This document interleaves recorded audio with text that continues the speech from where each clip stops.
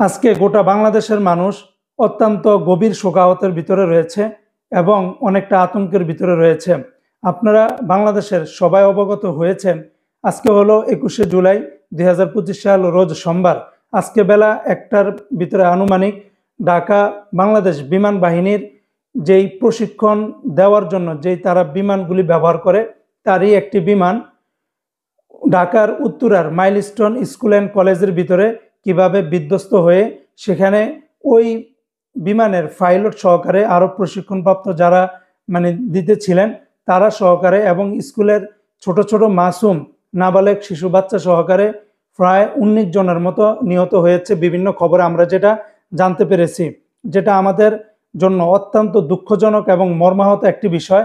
এবং পাশাপাশি এই পর্যন্ত প্রায় 164 জনের উপরে আহত হয়েছেন। বন্ধুরা, এটা যে কতটা কষ্টের, কতটা যে বেদনাদায়ক একটা বিষয়, সেটা আপনাদেরকে কল্পনা করে বোঝানো যাবে না। কারণ স্কুলের ভিতরে ছোট ছোট নাবালেক বাচ্চাগুলা, আপনারা একটু ফিল করেন যে একটা মাসুম বাচ্চা কিভাবে সে আগুনে পুড়ে তারপরে সে দুনিয়া থেকে চলে যায়। এটা আসলে কেউ আমরা মেনে নিতে পারি না।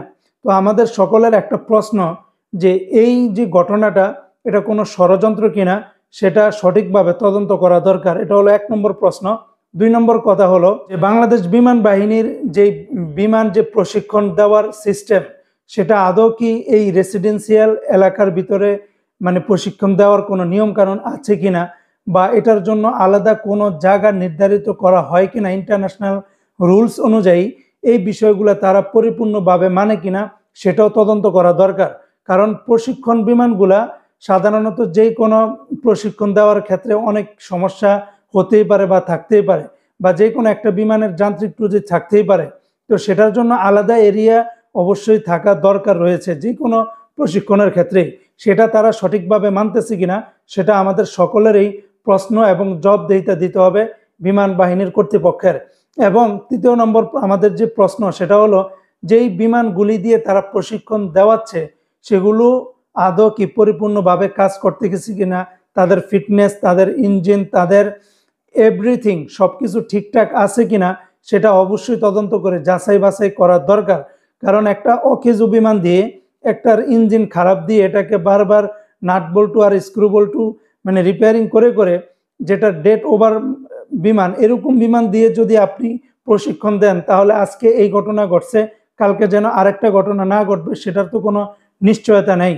তাই আমাদের বাংলাদেশের সরকার এবং যারা বিমান বাহিনী আছে তারা প্লিজ আপনারা অন্তত নিজেদের ছেলে সন্তানের কথা বিবেচনা করে, এই সমস্ত মাসুম ছেলে সন্তানের কথা বিবেচনা করে আপনারা এই পদক্ষেপগুলি নেন। আপনারা প্রশিক্ষণ করান এমন একটি জায়গায়, যেই জায়গাটাতে সম্পূর্ণভাবে রেসিডেন্সিয়াল মুক্ত থাকবে, একদম খোলামেলা থাকবে, এরকম একটা জায়গা আপনারা প্রশিক্ষণ করান।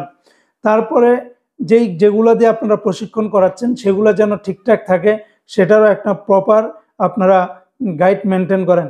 এবং যে সমস্ত পাইলটদেরকে দিয়ে আপনারা প্রশিক্ষণ দিচ্ছেন তাদের পরিপূর্ণ সেফটি আছে কিনা, কোনো কারণে দুর্ঘটনা ঘটলে তারা সেখান থেকে সেফভাবে এক্সিট নিতে পারবে কিনা, সব কিছু সুন্দরভাবে আপনারা সেইভাবে পরিচালনা করেন, যাতে করে আমাদের বাংলাদেশ নেক্সট টাইম এরকম কোনো ঘটনা যেন আর দেখতে না হয়।